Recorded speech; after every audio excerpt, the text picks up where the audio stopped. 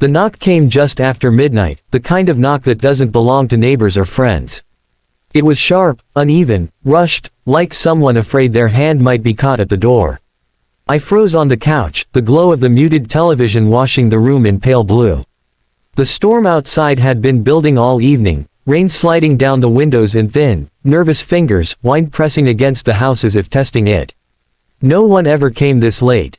No one ever should. I waited, holding my breath, listening. Another knock followed, harder this time, desperate enough to make the door tremble in its frame.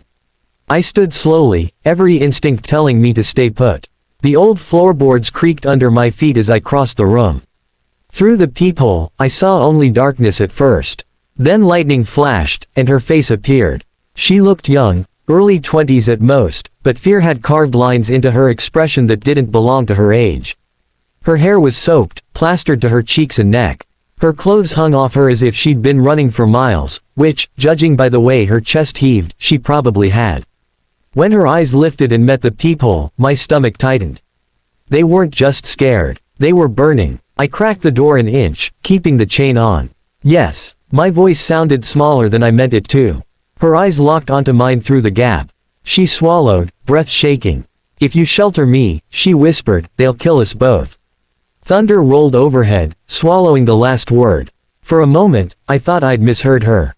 People didn't talk like that. Not real people. That was the kind of line you heard in bad movies or pulp novels. I think you've got the wrong house, I said, already reaching to close the door. Her hand shot forward, gripping the edge of it with surprising strength. Please, she said, the word cracking open like glass. They're close. I saw the lights. I won't stay long. I just need to hide. 10 minutes. 5. Anything. I looked past her into the rain-soaked darkness. The road was empty, stretching in both directions, trees lining it like silent witnesses. No headlights. No engines. Nothing. This isn't funny, I said. You should call the police. Her mouth twisted into something almost like a smile, but there was no humor in it. You think I haven't tried? Lightning flashed again, and this time I saw it, dark smears on her sleeve, on her wrist. Blood, diluted by rain but unmistakable. My heart began to pound. Are you hurt? I asked despite myself. She followed my gaze, then shook her head quickly. Not mine. That should have been enough. Any sensible person would have shut the door, locked it, and dialed emergency services. I knew that. I even started to move to do exactly that. Then she leaned closer, lowering her voice to a whisper meant only for me. They don't knock, she said. They just come in. Another rumble of thunder shook the house, and something inside me cracked. Maybe it was the way she said it, so certain, so final. Maybe it was the fact that I lived alone, miles from the nearest town, with no neighbors close enough to hear me scream. Or maybe it was simply that I recognized that look in her eyes, the look of someone who had already seen what was coming. I unhooked the chain. The door opened, and she nearly collapsed into the house. I caught her just in time, the force of her body surprising me. She was ice cold, shaking violently. Inside, I said, quickly. I shut the door and locked it, then slid the deadbolt into place. She staggered a few steps into the living room before sinking onto the floor, back against the wall, knees pulled to her chest. For a moment she just sat there, breathing hard, staring at nothing. I grabbed a towel from the bathroom and handed it to her. Dry off. You can't stay long. I'm calling an ambulance. Her head snapped up. No, that wasn't a suggestion. You don't understand, she said, pushing the towel away. If anyone official comes here, you're dead. I'm dead. Everyone in this house is dead. There is no one else in this house, I snapped. She looked around, as if cataloging the space, then nodded slowly. Then you're all I've got. I hated the way that sounded. Start talking, I said. Now. She hesitated, eyes flicking to the windows, the door, every shadow. What's your name? Does it matter? Yes. I exhaled sharply. Daniel. Daniel, she repeated softly. I'm sorry I came here. That sent a chill through me.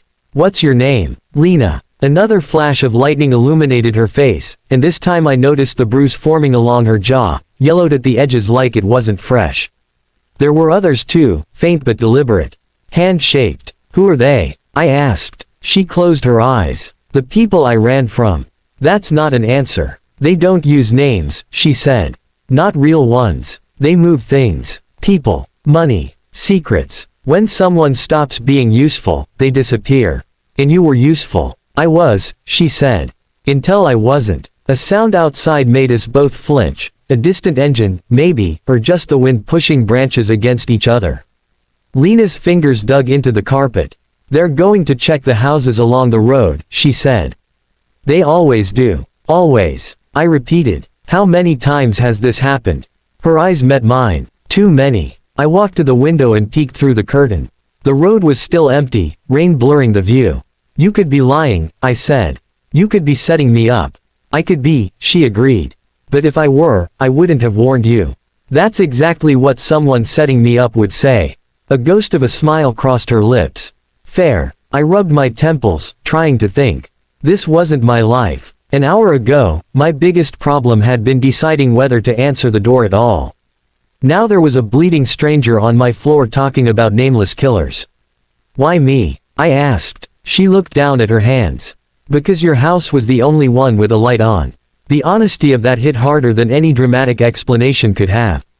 Another sound reached us, this one unmistakable. Tires on wet asphalt. Slow. Deliberate. Lena's head snapped up. They're here. My heart slammed against my ribs. That's impossible. She was already on her feet. Where can I hide? I don't. I started, then stopped. The engine noise grew louder, then cut out abruptly.